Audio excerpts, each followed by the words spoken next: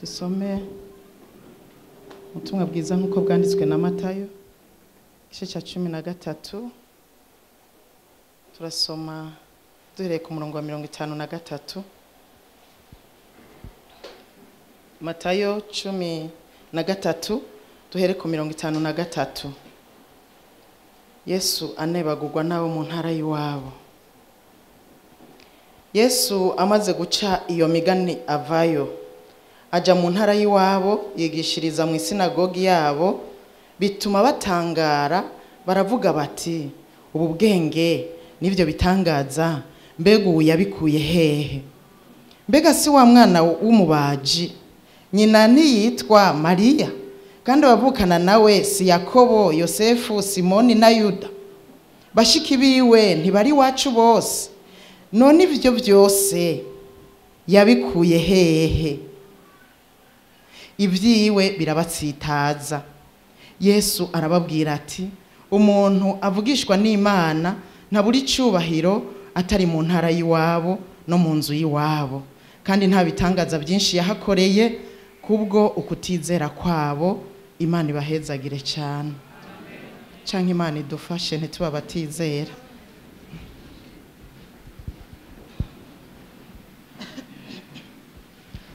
Ndabaramukije mwese mu izina rya Yesu. Ndabasabye turamukanye. Ubu ni ndamutso y'amahoro. Ndabaramukije mu izina rya Yesu. Imana imfashe nigumye. Ariko ndanezerewe kuba hano. Mwarakoze kuntumira, kandi n'Imana yakoze kugurura imiryango kugira ngo nze. Aravyibuka umukozi w'Imana, je burya nari inyotewe kuza hano. Je naragize inyota yo kuza hano, ndabitewe n'iki? Nagiye ndaraba amafoto, ubona ko bakunda amafoto bajya abantu babiri. Barakunda amafoto cyane. Narakunze kuraba amafoto cyane ku mastatu yabo, nkabaraba bari ngaha mu rusengero. Aravyibuka naramubwiye umunsi umwe nti, mbega wewe kwaba mama beza n'abapapa beza bose wabatwaye iwawe? Kuko kuri ayo mafoto ndabarabye ncangira amatsiko yo kuza kubaraba ndabegereye.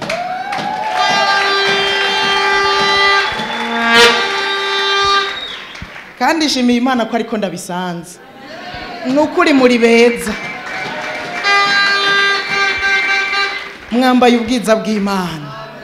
Abaririmbyi muri beza, namwebwe narabaraba ku mafoto nkumva nyotewe kubabona ndi hafi yanyu, kandi sanze muri beza cyane.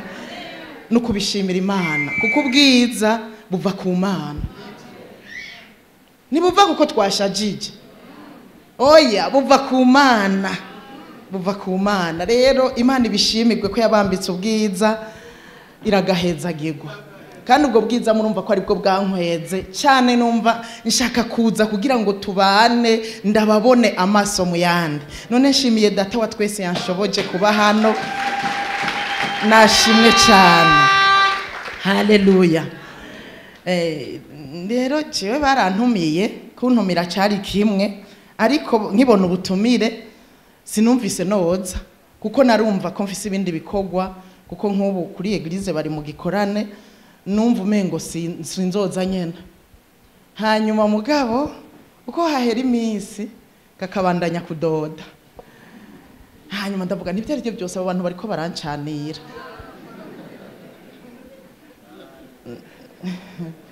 Hanyuma nza nisanga byambayemwo ko noza tukabana kuri uno munsi. Hanyuma sinaho mukintumira sinasenze, kuko nabasengera ntuzubane nabo bagirire neza banezerwe. Nibyukuri warakoze kubagirira neza mu myaka 5.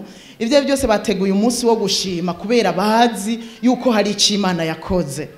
Hanyuma mugabo sinigeze jewe nisengera ngo ninagenda ngo burya nemeye neza ko nzoza mwijoro.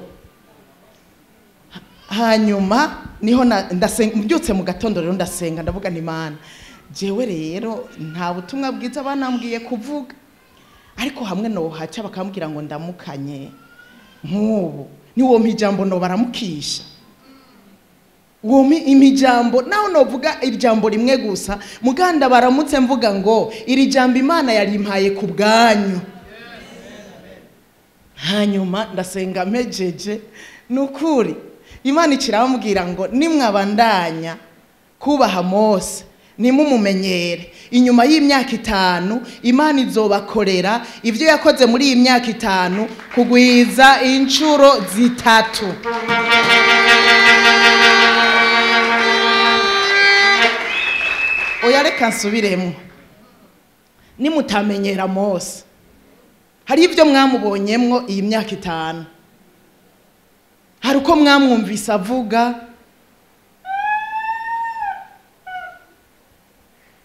hari inyifato yagize Imana irambwira ngo nimutamumenyera iyi myaka 5 iri imbere izobakorera ivyo yabakoreye muri iyi myaka 5 ugwijije 3.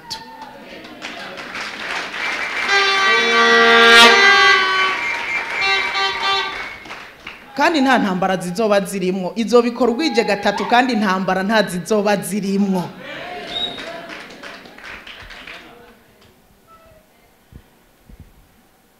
Miriyamu na Aroni baragiriwe ubuntu bagendana na Mose. Bamaze kugendana burya Aroni yari yagiriwe ubuntu butovugwa. Imana iramubwira ngo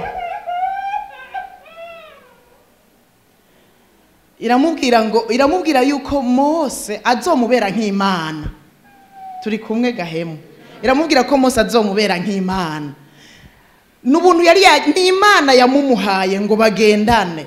Ntihari kubwo amavuta ari kuri Aroni, ntihari kubwo Aroni yabishaka, ariko n'Imana yahagurukije Aroni iramubwira ngo iramumuha ngo bagendane. Miriyamu nawe arakurikira. Baragendana harahera imyaka ntazi kuko ntayo bandika muri Bibiliya. Umunsi umwe baraduka kandi abo bose baravuka ntibari kure baravukana. Umwe yari musaza wundi yari mushikiwe bavukana bamaraso baraduka ngo mbega ngo ni wewe Imana ivugisha wenyene. Mbega babimubaza ntibari bamaze kubibona ko ari wivugisha nyene. Hari bamaze kubibona ko ari wivugiye ngo ni wewe wenyene Imana ivugisha.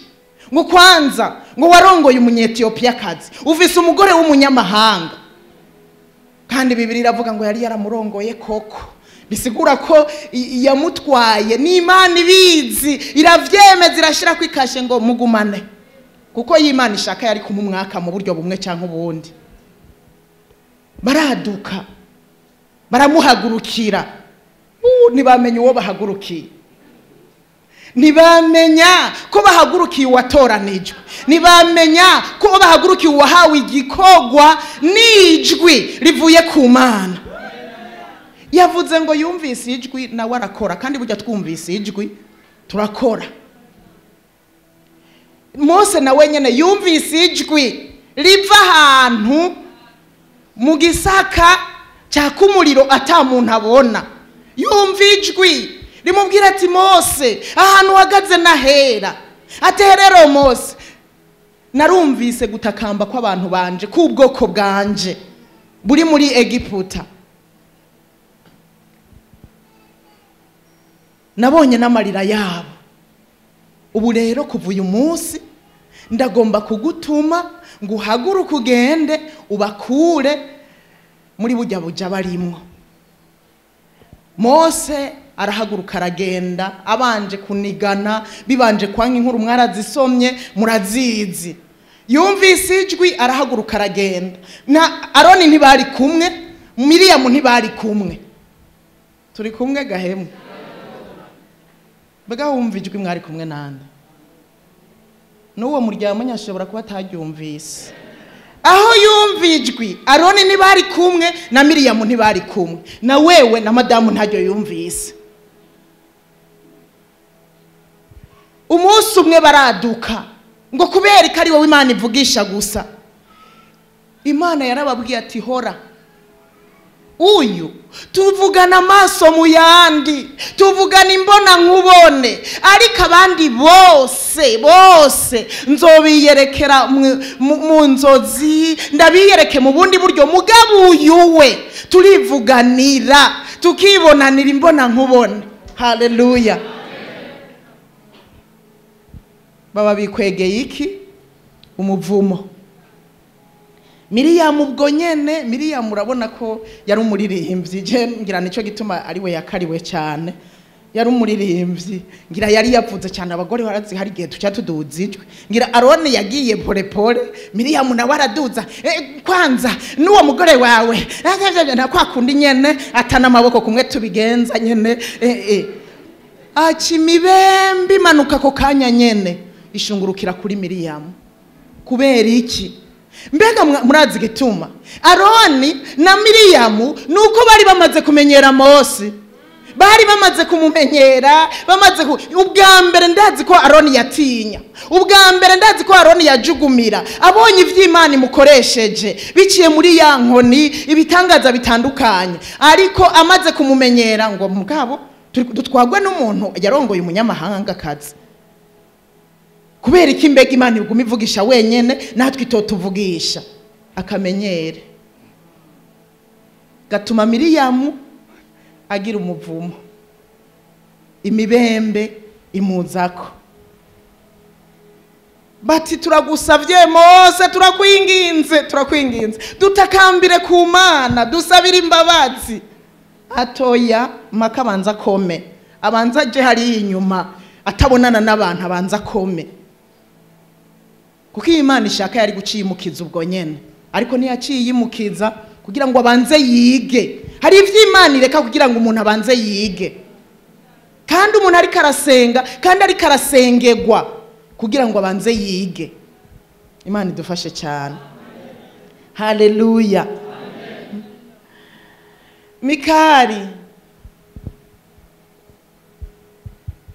Mikali umunsi Dawidi yaratahanye isanduku y'isezerano Siyoni, anezerewe, ishengero abayuda bamukikuje banezerewe gutahana isanduku y'isezerano kumugwa, banezerewe batamba baguwe neza.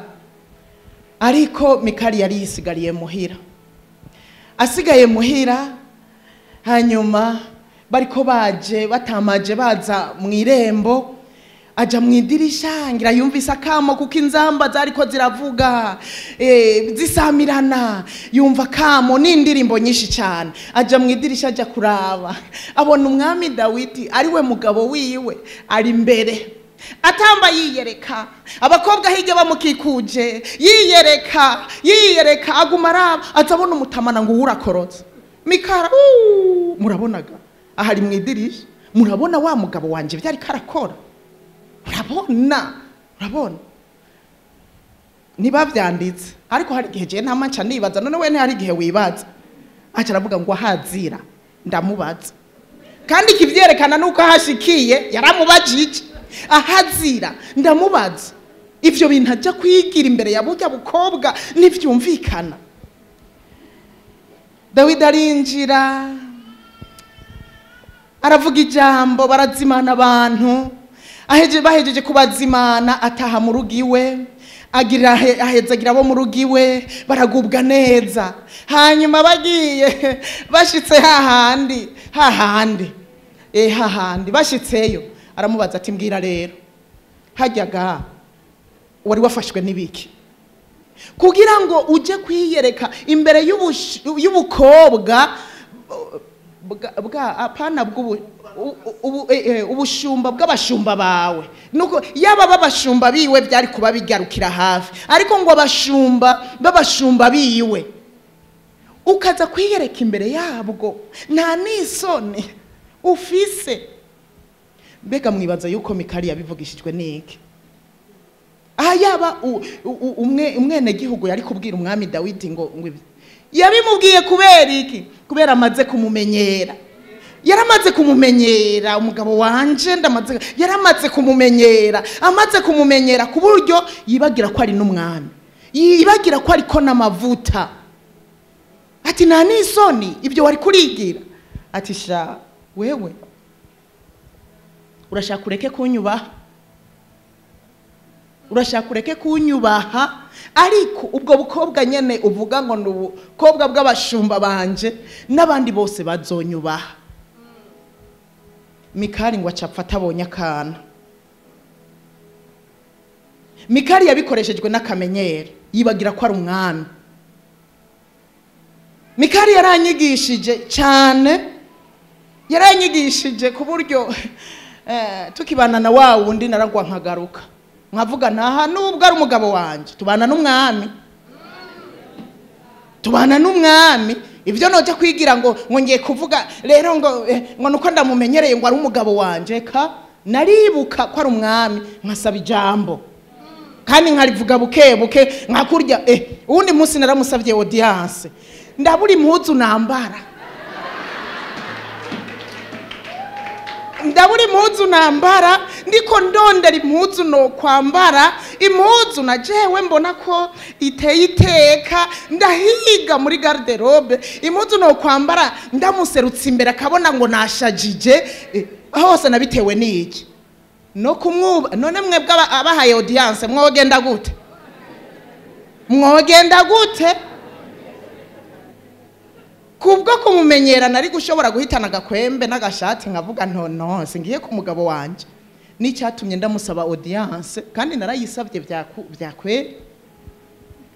Narabwiye chef protocole, ni chef protocole je nshaka audience kwa president. Chef protocole aratwenga. Ndavuga je nshaka audience kwa president, aguma twenga. Ndavuga nti kazima ndabikubwiye ni kandi je umwanya wombera mwiza ntoya azombwira nti mbeka nje kumupropose umwanya nubona bimwe abantu baza nza kumenyera nza kumupropose ngo umwanya wombera mwiza mbisa we uramumubwirira gusa nukurarandahira.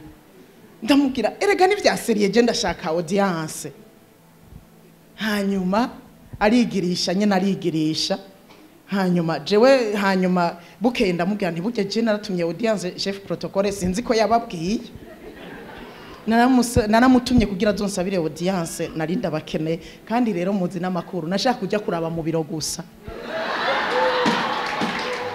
Nashaka kujya kuraba mu biro none azori ndaveyo nahabonye ngo presidence nanje nigeze ndayihonyoramwe. Ndavuga ntoya niyozo hava nanje ntagiye kuraba nti acha nawe acavuga ngo wari wamutumye ni vyakweri ndayishaka nje ndakeneye umubonano apana wo mu cyumba, apana wo ngaha muri salo. Oya nkeneye umubonano hariya muri presidence, hariya nyene hariya mukorera, hariya nyene icubahiro hariya mukorera. Hanyuma acarambwira ngo ntaco ngo nzobwira protocole agupange. Ntiyambwiye n'umunsi n'umwanya ngo nzobwira protocole, aho protocole yaranyankiye mugani we yaruhiye kumbwira umunsi n'isaha. Hanyuma rero nca ndagenda ndiko ndababwira ko nabuze impuzu nambara kandi byari ivy'ukuri narumva nyene nzoba nitavye excellence apana umugabo wanje umwe tugumana. Oya numva nzoba ndamwitavye nejo bundi hahandi narinzanye udushimwe naho nyene nariyumvire mbeke ubu naho nambara naho ndababwire ko najugumiye rero icyuya kikabira. Hano ngiye kwinjira mu muryango icyuya kirabira, ariko kubwo kumumenyera murumva ko atacyuya cya imbere y'uwo mubakanye, aho wogera imbere y'uwo mutwara icyuya kikakubirana. Nukuri ninjiye mu biro numbona icyuya gikijya nino numva nyene umengo ndagize ubwoba. Kubera iki? Kubwo kutamumenyera. Naramwubaha nk'uwo twubakanye ariko kandi nkumva ndamwubahiye cyari. Hanyuma nagenda kumubwira kandi nari narabisengeye by'ukuri. Nari narabisengeye mu 2005 biri mu masengesho nari nagize. Ndavuga ni Imana uzuntabare sinzobe nka Yezebeli nzoze gufata urukashe gwa hariya ati jewe reka ndakwereke nimba byakunaniye nkubita urukashe nsange nakuye abantu. Ndavuga nti uzundinde kuba nka Yezebeli. Ikindi naco uzundinde kuba nka Mikali, urabona ko yakunda no gutamba ngo njaho ndamugayire mu mutima. Erega Mikali yamugayiye mu mutima.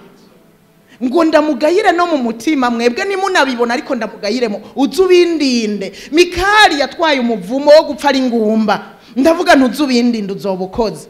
Akamenyere ni kabi, ni kabi, ni kabi.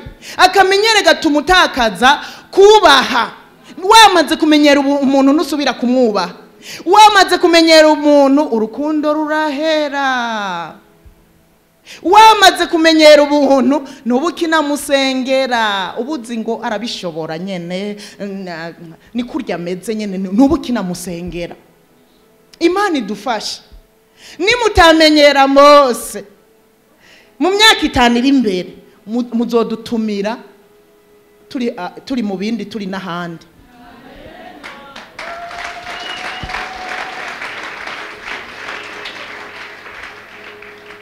Kuko ndabona ko twagiwe, twinjiye mu myaka 5, twinjiye mu myaka 5 yo guca ibiti, yo kuja mu mugamba kurondera ibiti.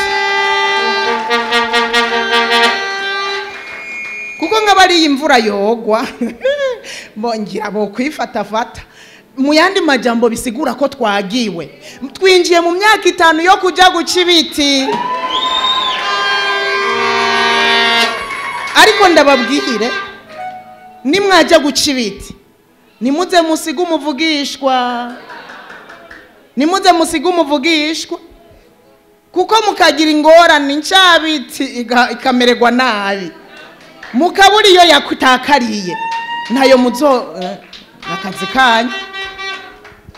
Mujye guca ibiti mujyanye n'umuvugishwa, mujye guca ibiti mujyanye na Mose,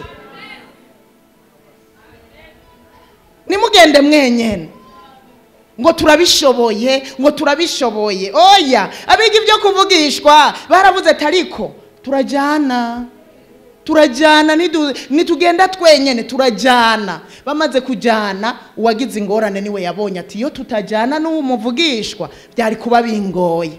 Imana idufashe cyane. Imyaka 5 yo kuja mu mugamba kurondera ibiti.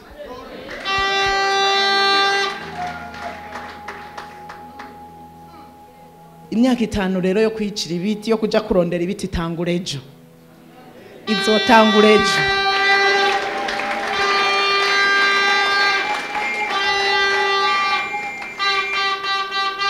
Haleluya.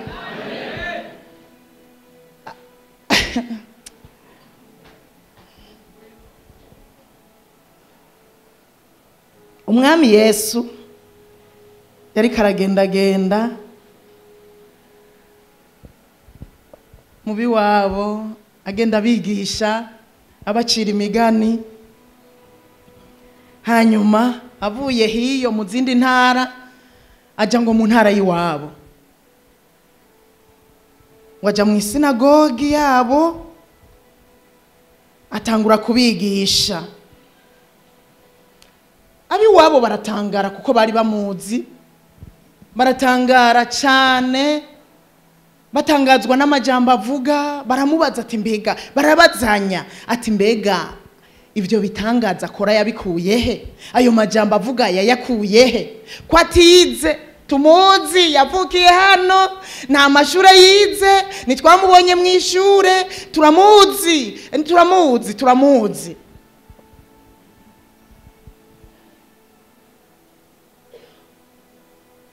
Ariko bari bamaze kubona ko ari umunyabwenge kandi ko ari umunyabitangaza. Ibyo bari bamaze kubibona. Turi kumwe? Ibyo bari bamaze kubibona. Mugabo bamaze kubona ibyo bitangaza, bamaze kubona ubwo bwenge avugana nabwo, mugabo baragaruka bati mugabo uwo si wa muhungu w'umubaji. Ibyo byadutse gute? Kubera iki batafashe ibyo bitangaza ngo bafate ubwo bwenge bamubonyemo babushimira Imana? Mugabo bace baraduka ngo oya, ngo mugabo ni wa muhungu w'umubaji. Nyina wiwe si Mariya, abo bavukana si ba Yosefu, ba Yakobo, bande ba Yohana, bande ba Yuda.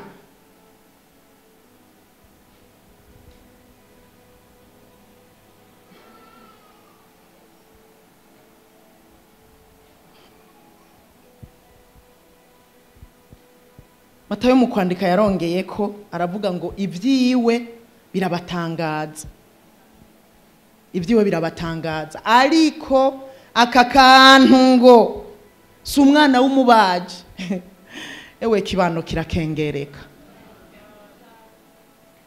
ikibano kirakengereka,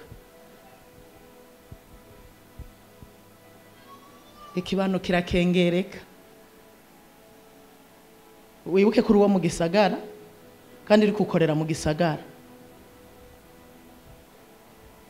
Hari abazoza bakarunguruka bakuzi mwakuranye nimbe hari mu bwiza. Kujya kabiri, kujya gatanu nanje nari kujya mbere. Bakuzi mwakuranye, baza amashure wiza aho wayagejeje, bazi ibirato wambaye n'ikabutura wambaye, bakuzi mwabanye, bazoza hano nukuri babone ko atari we uri kuravuga, bumve ko atari we uri kuravuga, bavuge ngo aka gatipe twakuranye mu bwiza ibi kabikuye he, uyu ko twabanye, uyu ko atanico bari bafise, uyu ko ndamuzi, ibi bintu yabikuye, ibi bintu byiwe birantangaje. Kwanza aba bantu bose baje kumukurikira bavuye byagenze gute ngo bakurikire umuntu nk'uyu?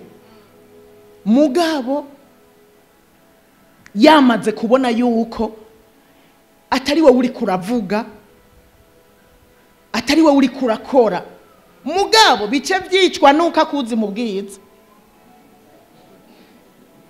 Ivyo bitangaza bihinduka ubusa nuko akuzi mu bwiza, nuko akuzi uko wakuze. Kwanza ajya makoti ubu yayakuye kubwa mbere yakwa kugenda amenya, aje muri ibyo aho gufata ivyo aho gufashwa n'ibiriko birakuvamwo, aho gufashwa n'ibyo Imana yagushizemwo, atangure guca imanza.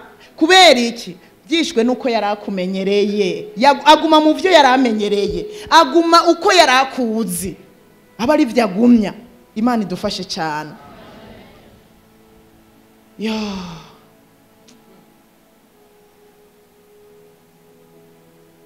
Umuntu avugishwa n'Imana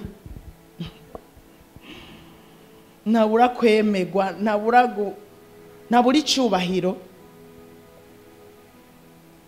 atari mu ntara y'iwabo.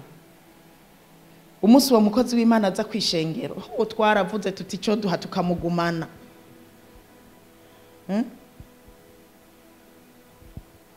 Twebwe twaramwemeye, nimwabura kumwemera tuzoza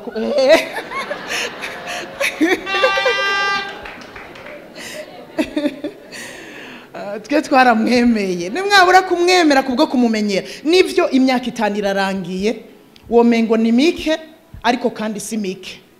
Muri imyaka 5 mwe mwaragumanye, hari utuntu twinshi yavuze ngo ahagaze aho imbere, kandi yarahagaze kenshi, ndabizi yarahagaze kenshi. Rero ushobora kuba muri imyaka 5 hariho ukuntu maze kumumenya neza uko avuga, iyo ukavuga ngo uyu munsi pasitori byadutse bigeze ahantu, ariko ndagusabye ntumumenyere.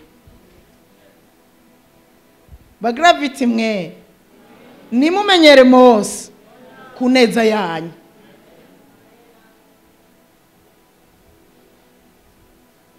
Umwami Yesu aca ngo arigira, nta bitangaza yakoreye iwabo, nibigeze babona igitangaza ciwe na kimwe. Aca yigira handi, aca yigira hirya no hino, yikorera ibitangaza, abantu baramererwa neza, abagwaye barakira, ababoshwe barabohoka, abashonje barahazwa, bamererwa neza. Mugabi wabo batahuko kubera iki kamenyere. Imana idufashe cyane, Imana idufashe cyane. Nimutamenyera Mose muri imyaka 5 iri imbere, Imana izobakoresha iby'ubuhizi, yongera ibakorera iby'ubuhizi. Ariko kandi niyikorera muri twebwe, izokorera muri mwebwe nyene. Erega izokorera muri mwebwe nyene. Kandi Imana ikoresha umuntu yiteguye, kandi burya Imana irafise abakozi. Nivyakugora Imana irifitiye abakozi. aho usamaye Imana yokoresha abantu 5 ngaha gusa muri vya bindi basezeraniye muri iyi myaka 5 mukabishikako, ariko namwe ataco mwigeze mukora ukazusanga mwandikiwe 0. Ariko sindabifuriza ivyo, ndifuza yuko mutomumenyera, nimukamenyera Mose, ndabibasavye ku neza yanyu. Urazi hari abamenyereye batahana umuvumo, imibembe nuze iyi myaka 5 nizi kubera iyo kuyora imibembe, ariko izi kubera imyaka yo kugira umugisha, kubera utamenyereye Mose. Haleluya. Izi kubera imyaka 5 yo kugira umugisha, izi kubera imyaka 5 yo kubona ubwiza bw'Imana, izi kubera imyaka 5 ahubwo yo kwakira amavuta amuvuyeko. Erega nimube maso mube maso. Umuheriya wiwe canke ba Eliya biwe mube maso, ba Elisa plutôt ba Elisa biwe mube maso. Muri iyi myaka 5 kumbure n'imyaka 5 yawe yo kwakira double onction ku mavuta yiwe. Elisa niyigeze asaba amavuta ngo ndasavye ayo mavuta kuriho imigabane, uwo mugabane Imana yaguhaye abari won. Yasavye inshuro 2, yasavye inshuro 2.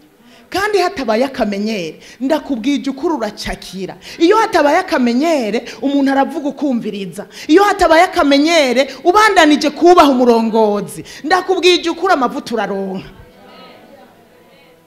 Kandi mutamumenyereye nivyo bizomuduza nawe. Erega iyo mumaze kumumenyera arabibona ari n'igihe avyumvisha amatwi.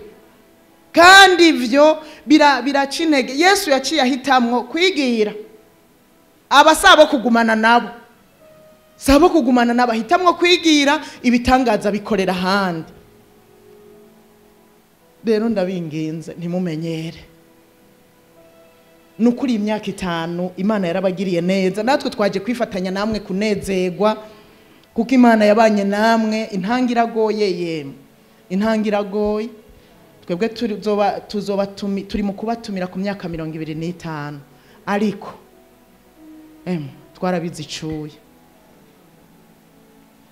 twarabizicuye. Ariko Imana ishimwe hari ahidushikanye, kandi hari n'ahandi twizeye kwizodushikana.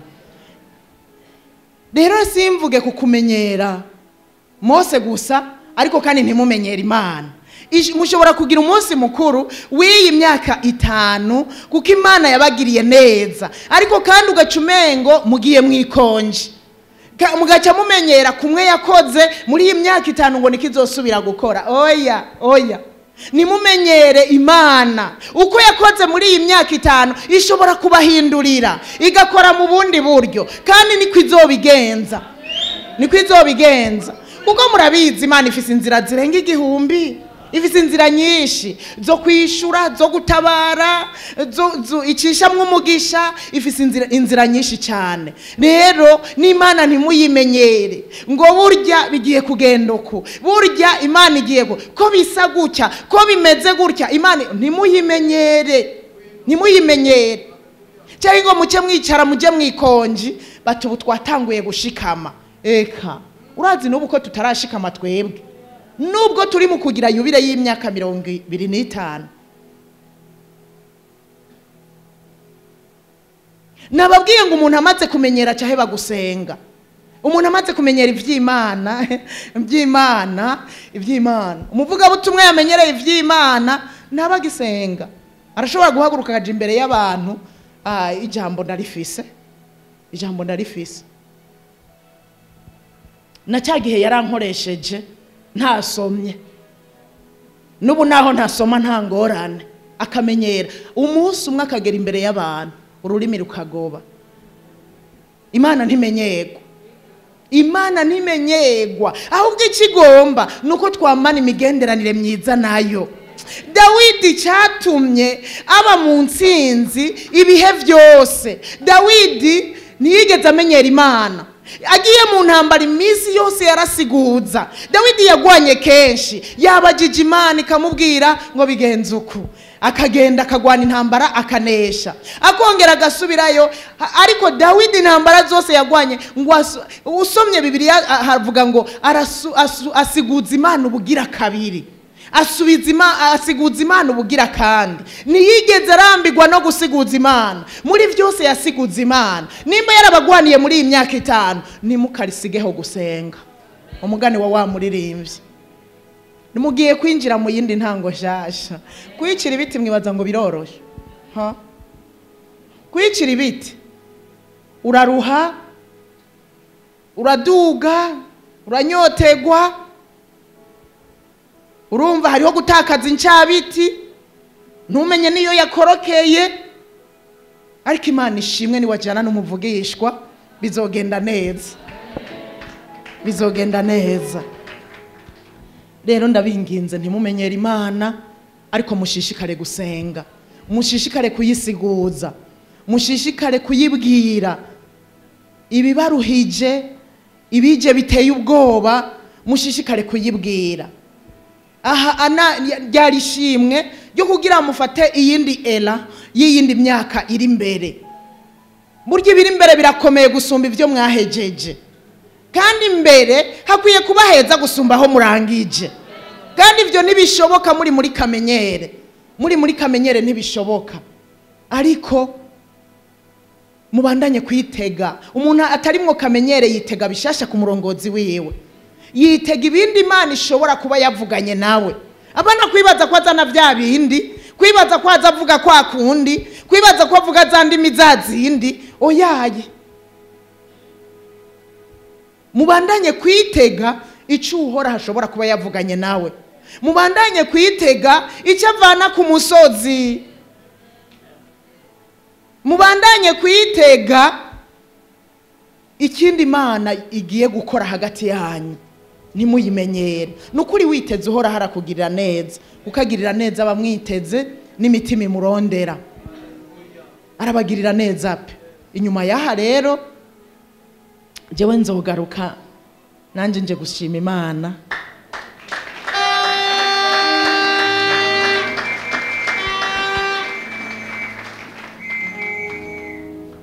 Ego abatumire mwumvise ko binjiye mu myaka yo kwicira ibiti, tuzobafasha kwicira, tuzodugana mu mugamba.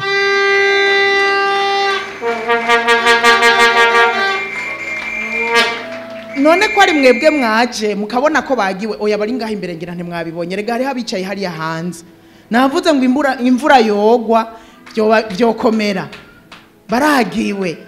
Rero turabifurije yuko mu myaka 5 iri imbere twogaruka inyuma mushima Imana ku myaka 10 twagukiwe tumerewe neza.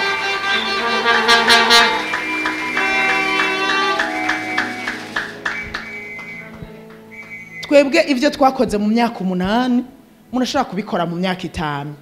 Erego kwikora hamwe si kwikora handi, ukwikora hamwe sigikora handi. Ivyo twakoze mu myaka 8 murashobora kubikora mu myaka 5. Nukuri kumengo ntimwavyakiriye.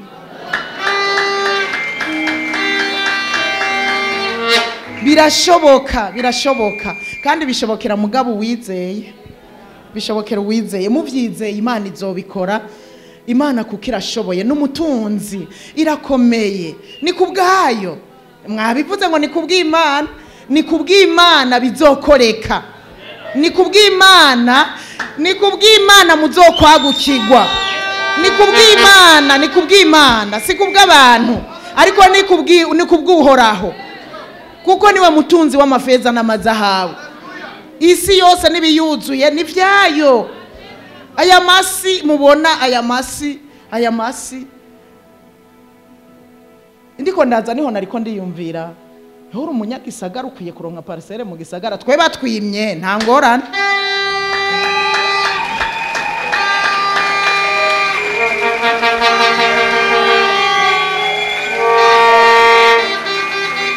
Nukuri najenda vyiyumvira, ndavuga ni ko ari umunyagisagara nukuri bomuha kuko ni mu gisagara nyene ariko je namanutse hirya yejo banyimye nta ngorane bovuga bati genda wubake hari iwanyu. Haleluya. Kubw'Imana bizogenda neza. Naje hano kubw'Imana kandi uyu munsi ndiho kubw'Imana.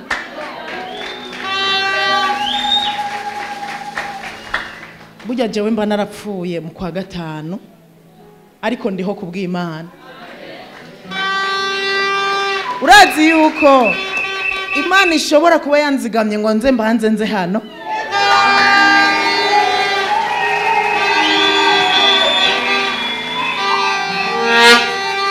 Ishobora kuba yanzigamye ngo nze mbanze nze mvuga ibinyene kubera Imana itagomba ko mugwa muri uwo mutego wo kumenyera Mose.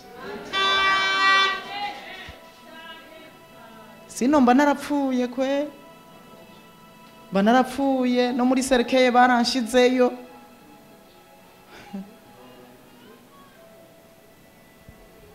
Mba narapfuye. Satani yari yanteze mu buryo bwose. Atari kubwo kugwara gusa ama accident. Abantu batatu bari bamaze kurota napfuye. Bariko umwe we yarose abona bariko baranyururukana mu mva hariya isereke iri kiramanuka ariko none uyu munsi ndiho bigenze gute kubw'Imana ndiho kandi kubw'Imana ndi hano namwe kubw'Imana nukuri Imana izobiroranya. Ndabifurije kwagukirwa mu izina rya Yesu. Ndabifurije gushikira Rehoboti mu izina rya Yesu. Irehoboti hanya Imana habahe mu izina rya Yesu.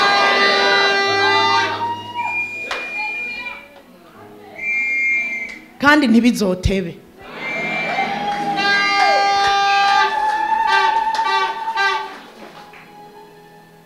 Ntibizotebe mu izina rya Yesu. Ntibizotebe. Rero kuvejo no kwicira ibiti.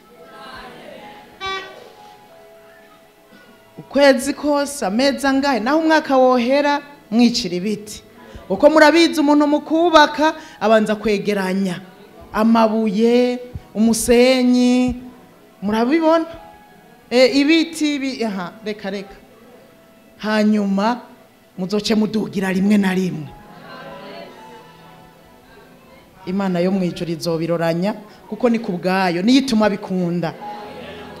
bikunda si kubw'inkomezi zacu suko si kandi nikoresha si kubwo bwinshi bw'abantu ndababwiza ukuri nimuze mukangwe n'ubwinshi bw'abantu nimwabona abantu benshi nimuze bave mwibaza ngo bose bakora bose eka wewe gusa hagarara uvuge ngo ndagomba kuba igikoresho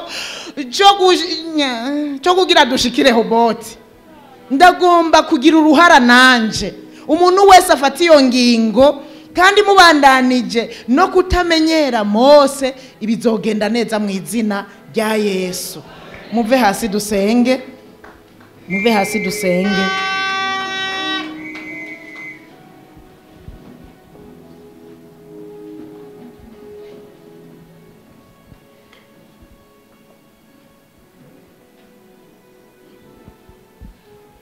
Tugomba dusenga Imana.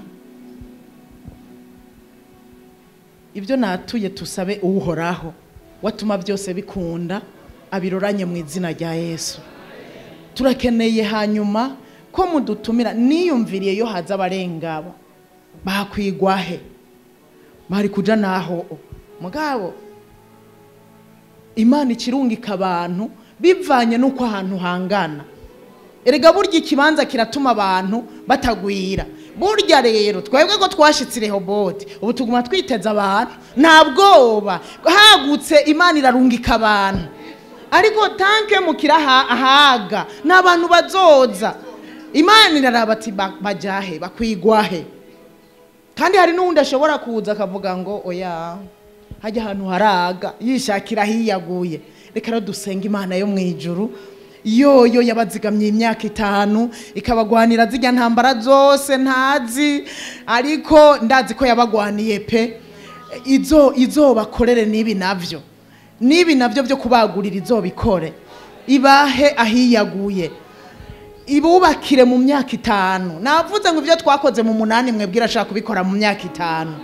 Birashoboka pe, birashoboka. Reka tuduze ibiganza tubidekrari imbere yuko ndamusengera Mose nawe. Haleluya, haleluya, haleluya.